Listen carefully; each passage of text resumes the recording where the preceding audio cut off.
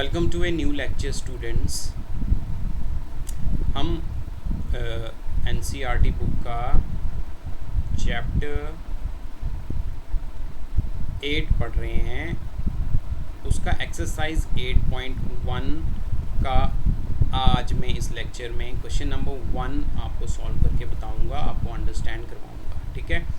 So question number 1 is in triangle A B C right angled at B. तो ये वाला मैंने triangle यहाँ पे कंस्ट्रक्ट किया हुआ है, triangle A B C and is right angled at point B.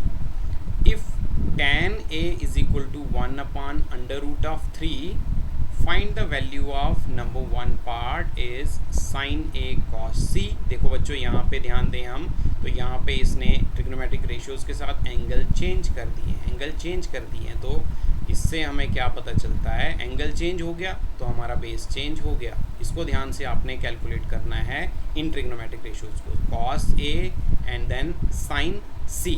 Second part में भी इसी तरह से कहा है cos A cos C minus sin A sin C। सो पहले तो हम ये जो गिवन ट्रिग्नोमेट्रिक रेशियो है, मुझे tan A 1/√3 उसको ले लेते हैं पहले। ठीक है, तो यहाँ पे मैं लिखूँगा सोल्यूशन नंबर इज़ माई 9। ठीक है, गिवन दैट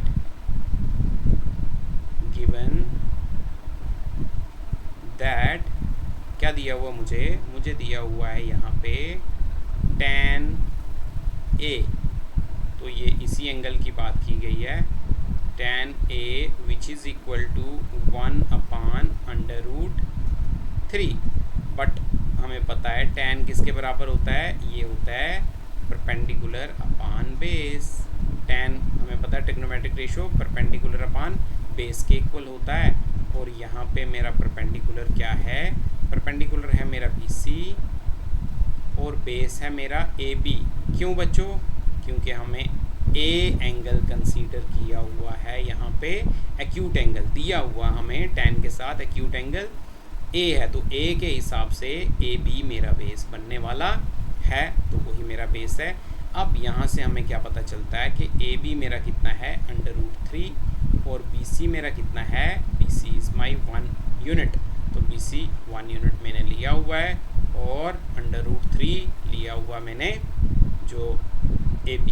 ठीक है, अब जब मुझे दो साइड्स इस ट्राइंगल की पता है तो हम क्या करेंगे, हम यूज़ करेंगे यहाँ पे Pythagoras theorem third side find करने के लिए। तो मैं लिखूँगा in right angled triangle ABC। इसमें हम क्या करने वाले हैं, यूजिंग पाइथागोरस थ्योरम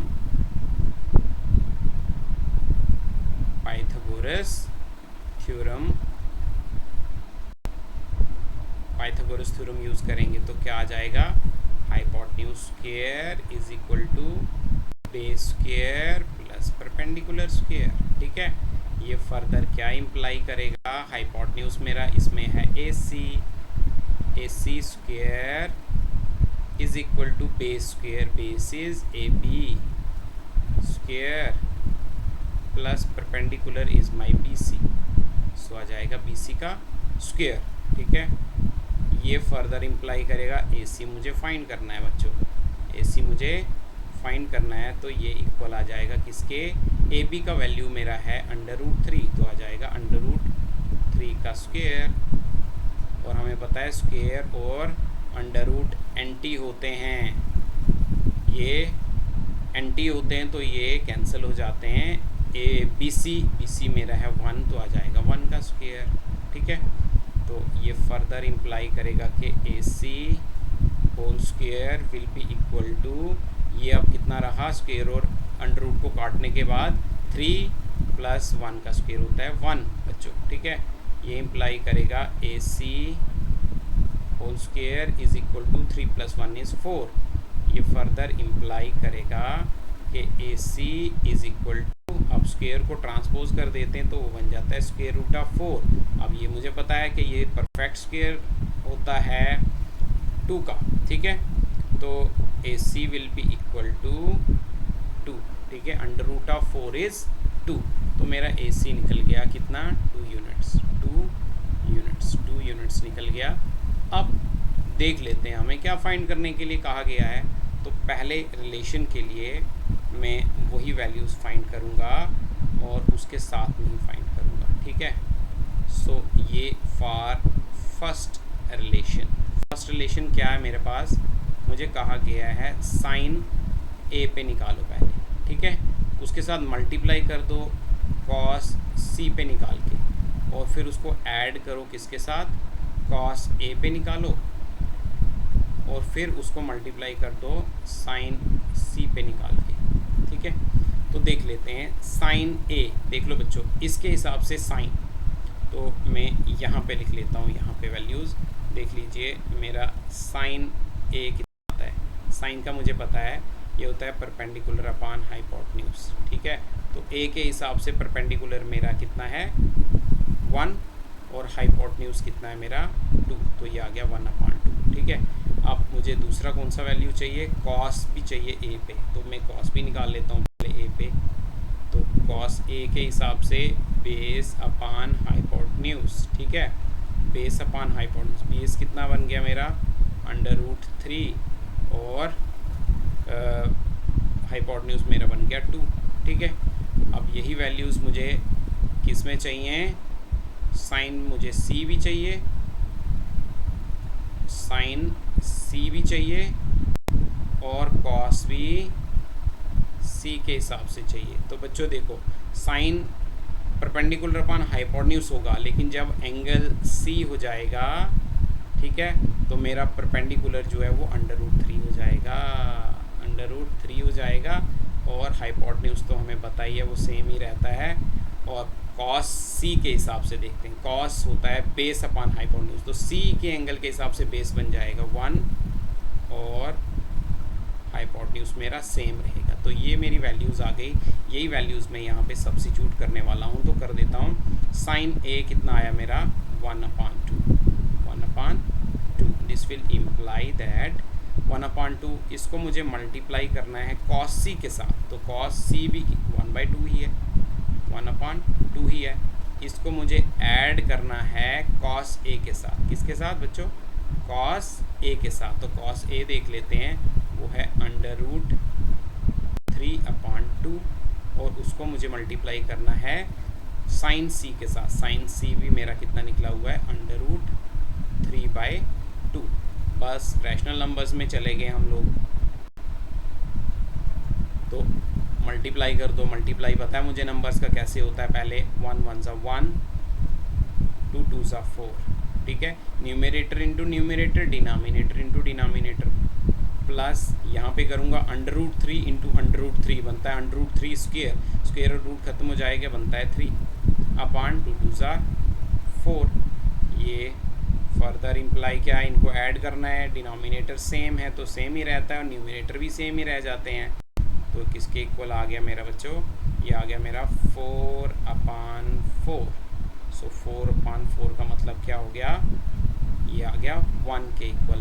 तो सॉरी मैं इम्प्लाइज लिख रहा हूँ, यहाँ पे इम्प्लाइज तो नहीं आएगा, ये इक्वल हैं स्टेप्स, हर एक स्टेप ये इक्वल हैं। तो बाय मिस्टेक में यहाँ पे ये इक्वल हो गया इसके, ये स्टेप इसके इक्वल है, ये इसके इक्वल है, ये इसके इक्वल है, और लास्ट में मेरा क्या आ गया 1 आ गया। सो दिस रिलेशन का वैल्यू मेरा कितना कैलकुलेट हो गया 1। सो this is the answer for part number 1। अब चलते हैं पार्ट नंबर 2 की तरफ, पार्ट नंबर 2 की तरफ।